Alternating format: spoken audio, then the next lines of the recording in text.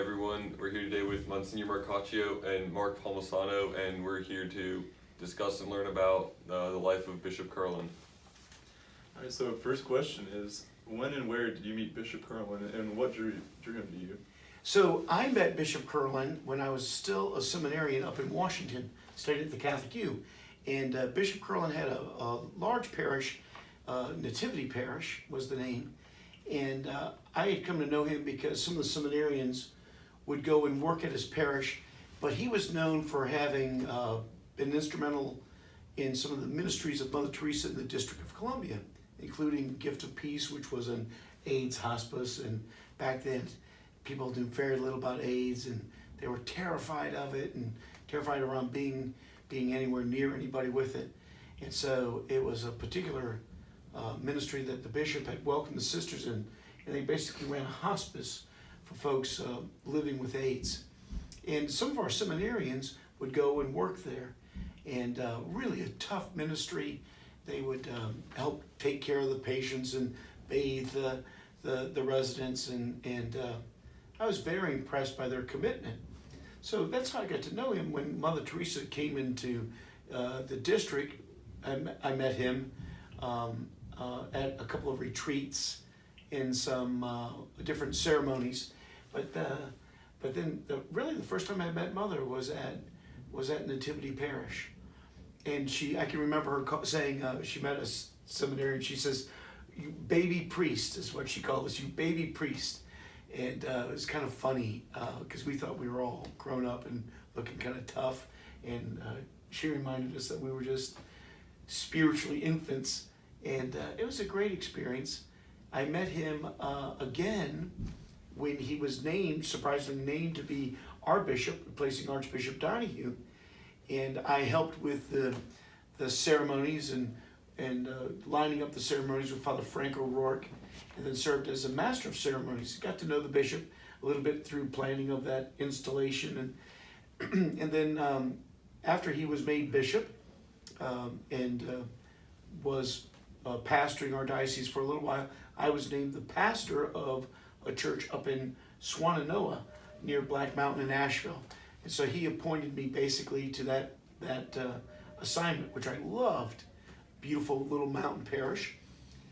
And then I was probably in that parish about 10 months when he called me up.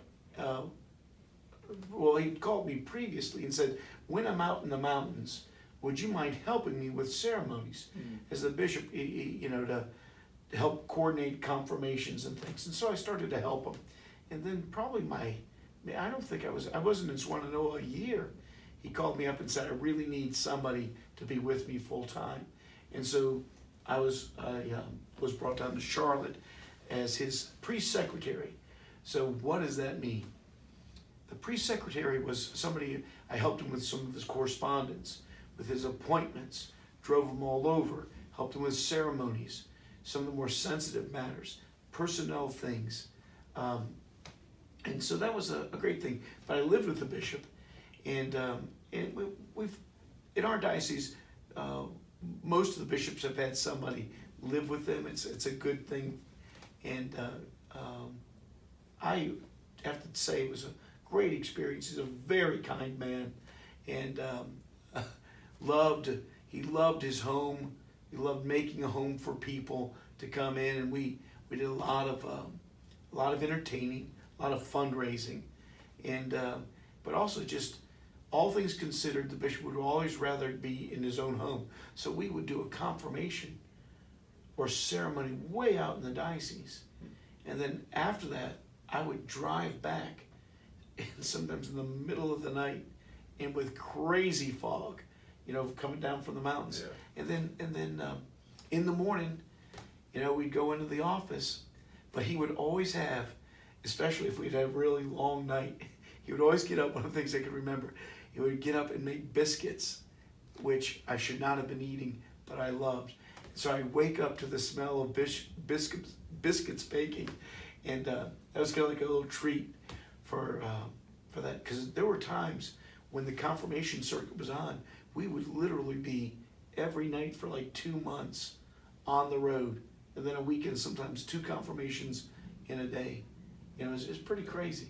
Yeah. And what was amazing was, at his age, the energy that he had for that, for the liturgies, for the people, because, you know, you sit there after a liturgy to take pictures with like 60 kids and the smile for each one, you know, that's just superhuman. When you're thinking, oh gosh, we got probably about a 2.5, 3 hour drive ahead of us. Yeah. But he loved the people. Yeah. So you already touched on Mother Teresa a little bit, but is there anything else you could tell us about the time you spent with her?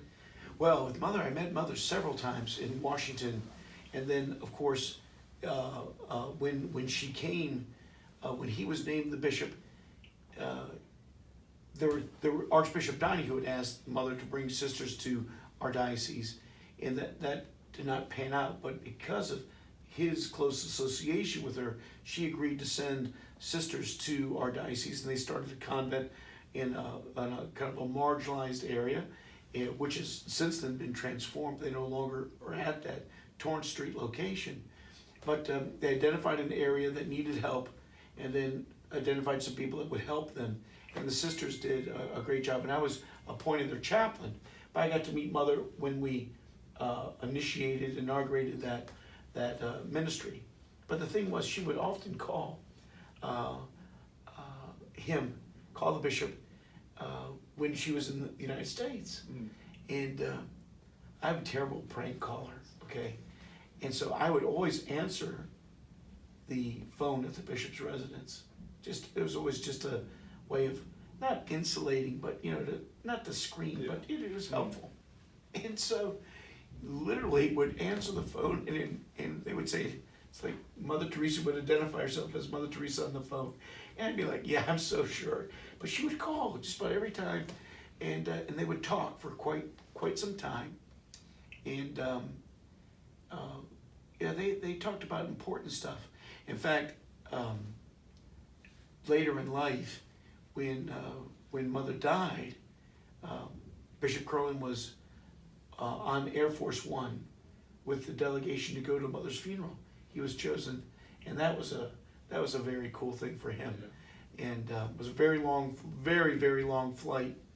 But so he went and represented the United States with a delegation to the funeral, and then provided testimony, it's a secret testimony about Mother's canonization. Very influential testimony, because while you would expect Mother to have had a very close affiliation and a very deep feeling of the proximity of Jesus, there were times when that was not the case at all, that she felt an absence. And so she would speak to Bishop Curlin about that. And that was one of the things he got her, said, Mother, you know, you can offer to Jesus that void, that cross that you bear, the dark night in the soul, and the mystics call it. And there's rather a famous testimony of him in front of the Blessed Sacrament, and Mother writing him a note. He was talking about the presence of Jesus, and she wrote him a note, you know, where is Jesus? Father Curlin, where is Jesus? And that was a very influential piece of the testimony that was sent to Rome, his dialogue with her on those matters. But I think she felt consolation, and she knew that he loved the poor as she did. And it was really, I think, a transformative thing for him to have met Mother Teresa, and he who did a lot of kind of like social ministry, social work, and to have it become very personal.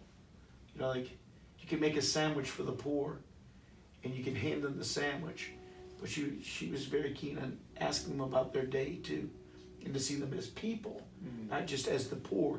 The poor are people. They're persons. They're individuals. And I think that was super important. Super important. So yeah, she would. Yeah, that's pretty cool to be able to call her. I have a couple of things from her. Some of the, you know, I got to meet her, and then got to speak to her one-on-one in the sacristy. She wanted to meet with me, and I was terrified because, you know, here you are with the saint sitting as close as we were, and no, very, very moving, very moving. So I'm grateful for that introduction that he made. Yeah, definitely. What was Bishop Curlin most passionate and proud of in his service to the diocese? I think for the diocese, that's a great question, because, you know, a lot of what he did, a lot of what people remembered was in the Archdiocese of Washington, helping establish this hospice for AIDS when people didn't want that in their neighborhood. You know, we love people, but not those people that, we love the homeless, but we don't want them living in our neighborhood, you know. So what did he, in our diocese, well, I think the school that you are going to was, I can remember raising money for the school for Bishop McGinnis at the bishop's residence.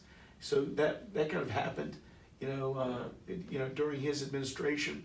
And then he had a really a great relationship at the time. We had Elizabeth Thurby was the director of Catholic Charities, and Elizabeth and a lot of the staff at the pastoral center, even though we would be doing a liturgy in the evening, like I said, something with a confirmation, some dedication, something like that. Yeah. He would always gather.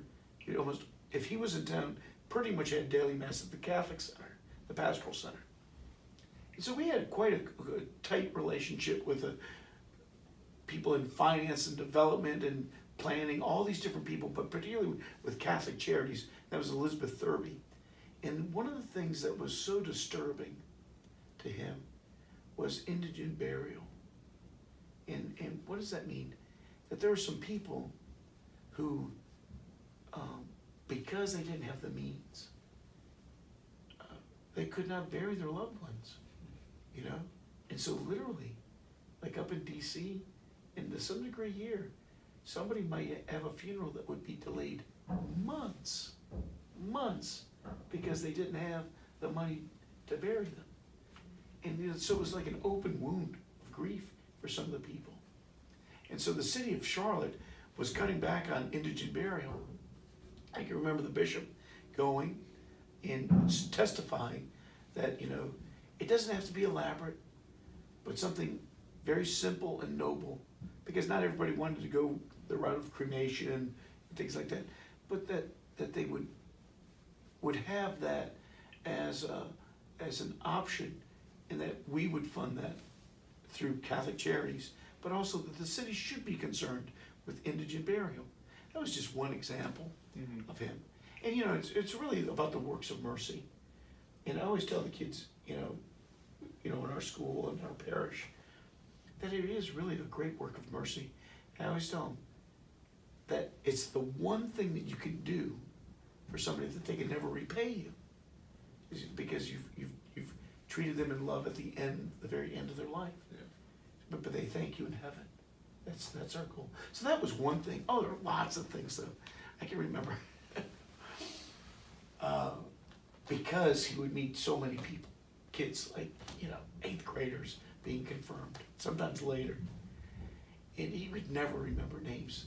Lovely man, terrible with names, and so typically everybody was buddy, your buddy. And I can remember one time, I was a secretary, would get his mail. This kid wrote to him about her mother being very ill with a very serious disease, and that he had confirmed her, okay? And that he said that he would pray for her, and she wrote this just beautiful letter to him from her heart, right? About all the stuff that was going on in her family. And she signed it, your buddy. Well, like he was gonna know who that was. And I said, I read this letter, I said, oh my gosh, we gotta write this kid back with all this, stuff going on in her life. And so all I knew that it was posted from Asheville, like a regional postmark. So I started thinking, where had we done confirmations? And who would this girl have been? So then what I did was I called up, okay, I called up some of the pastors and I said, have you got a girl in your confirmation class whose mom has this? And so we found the parish where she was and found her name. And so I had him write her. She wrote back and she said, I knew you would know who I was. And that was a transformative for that girl, that, you know, that the bishop cared enough and would know, you know, that situation. Now, you can't imagine as a priest how many people tell us their things, but as a bishop, but to go through that and try to find that person. So he was always looking to be compassionate. He was always very concerned about the underdog, you know? Mm-hmm. Yeah, very concerned about the poor. That was one of his hallmarks. So, working with him, he would make the connection of people who were grieving, people who were little, people who felt least. And so that was a great thing to learn from him. Are there any personal stories about your time with the bishop that will let us better understand his personality and or character? Well, okay, so his personality was, okay, so he was always very pious, you know, and very, very holy. Yeah. You know, people loved him. Kind of looked like, I guess, what kind of like you think of a kind of a grandfatherly with, you know, white hair, and always looked kind of very Episcopal and so he was kind of like the good cop and I was the bad cop. But what he was extremely, he loved to laugh. And so, you guys know me, so, you know, we had a lot of joy. Some teasing, but funny jokes, funny programs, you know, on TV. And a lot of it kind of older comedy, but, you know, still very funny. And so that was one of his things that sometimes people forget. But yeah, a good time. You know, good time. He could laugh at himself sometimes. Yeah, the other thing was, I think was very important was, as a bishop, well, really anybody that's in power, you know, Yeah. that is at the top of the food chain, the top of the pyramid, you know, that can kind of go to your pointed head even, you know. But I think he would see it as inverted, that he was hopefully to serve those. And so sometimes when you're in an organization that's like that, nobody will tell you the truth. Like the emperor has no clothes on. But what was unique about the bishop was that you could tell him the truth. And I think so, like my role as secretary, Father Monsignor West, who you guys may have met, Yeah. was the vicar general. So he did the day-to-day operation of the diocese. Because the bishop was not, he was informed and would set directions, but the diocese was run by very competent people, all right? Particularly Father West and Jim Kelly and Bill Weldon and these other, like I said, Elizabeth Thurvey. But if the diocese was on a direction and we needed to change, there'd be some guys and other people just in leadership roles that once they set a course, you know, but you could change the bishop's mind. The bishop could change his mind as he would see if something wasn't working well, if something wasn't going to be received well. And that is, I thought that was an amazing thing, because there are a lot of times when ego enters in and, you know, they'll stay the course. But he said, if this isn't producing the good fruit that we need to do something else.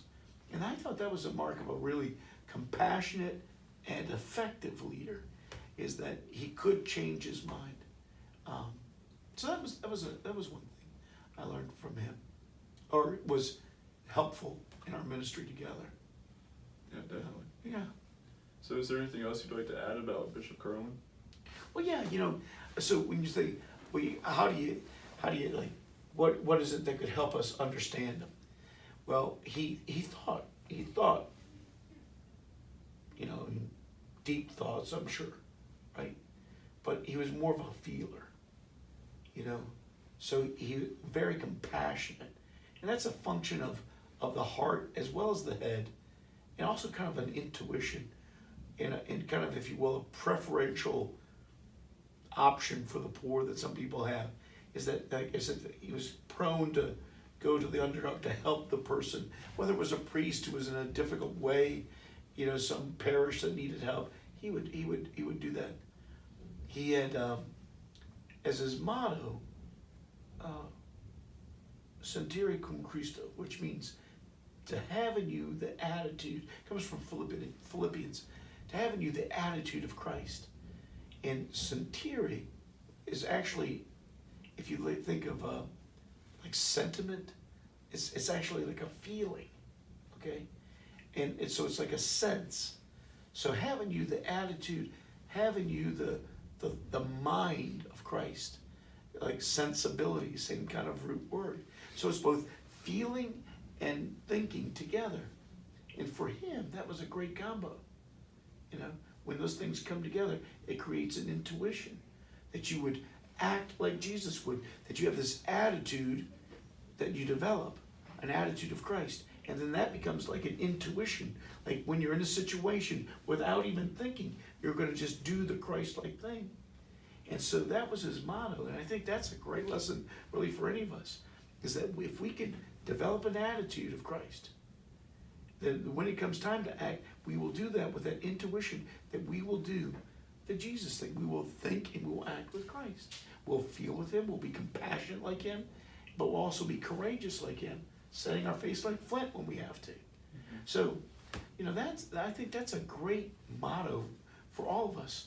I like to say that letter from Philippians, which I'll give you the text, and you can put that in your work, is really a great motto for anybody trying to live the gospel. In other words, although it's written in Latin, it's almost like the wristbands that we have. What would Jesus do? Yeah. So like hundreds of years, thousands of years, Paul was reminding them, and then decades before they became popular, Bishop Curlin took that as his motto. Basically, what would Jesus do? To do the Jesus thing. Yeah. So to think with Christ, to feel with Christ, to have in you the attitude of Christ. So I think that was his motto. And I think that's a good motto for really all of us. This is like a little piece of trivia, which is kind of cool for us who go to St. Pius X. Yeah. This is his apostolic genealogy, right? Up. Get up a little bit. Here, is this better? Is that better? No. So this is his apostolic genealogy. So each bishop in our apostolic church has a genealogy. And so what it shows is that he was ordained in 1988 as the auxiliary bishop in Washington. He was ordained by James Aloysius Hickey, who became eventually the Cardinal Archbishop of Washington. But he was from Michigan, so he was ordained by John Francis Dearden, who was a cardinal of Detroit, who was ordained by Cicconani, who was the Secretary of State. He was the ambassador, the Vatican pronuncio. But if you continue down here, let's see, 1, 2, 3, 4, 5, the sixth person down, Bishop Curlin, the apostolic genealogy says Giuseppe Sorto. And that is a direct connection to Pope Pius X, our patron saint. So as you kind of like your grandparents, so it'd be like his great grandfather in the faith as a bishop was our patron saint. And there's some other ones too, listed some other popes. But it's kind of a neat thing when you think that we're in an apostolic church. So this is going down, this one page is going from 1988 to 1541. 1541. That was a long time ago. Okay. But isn't that cool as a Catholic that we can trace those genealogies, and it goes beyond that, but that's all in that's big. I mean, the world was almost flat in 1541. When did Columbus discover? 1492. Yeah, so pretty cool. Yeah. That was a test you passed.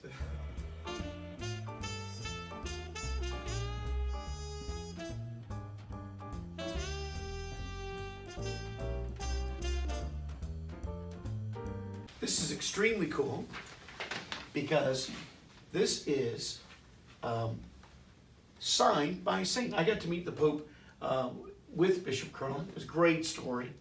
In fact, extremely cool. Met him a couple times with the Pope. But the Popes rarely sign things. They rarely sign things. So this is on a piece of sheepskin. And then this is called a bull, B-U-L-L. And it's because of the Latin seal. And if you look at it, there's a Peter and Paul, the two apostles in Rome, and then this cord, which is put on. And this says, William George Curlin, Auxiliary of Washington. And what does that word look like? Caroliano. Carol is Charles in Latin. So Charlotte is the female version of Carl. And so that is Pope John Paul II naming Bishop Curlin the Bishop of Charlotte, so that he's the bishop and pastor of Charlotte. So that is extremely cool. These are very rare. When in the installation liturgy, there's a group of us called consultors, like about 5 or 6 priests that we have a special role. And the Apostolic Nuncio brings this out, unrolls this, and this is like his pedigree. This is like the mandate from the Pope, making him the Bishop of Charlotte. So I was very pleased to be able to receive this and keep this this document until one day it'll go probably to the diocese. But pretty neat to have that signed by a saint. And like I said, they're very, very rare. But that's a papal bull. So sometimes you hear about these things, but it's because of it's related to the lead seal that's on it. Because in the old days, the bishops of Rome, the Pope, his seal is his ring. Yeah. And then when he dies, they smash that ring, okay? Because his pontificate is over. So that's pretty neat. Yeah. Not too many of those roaming around.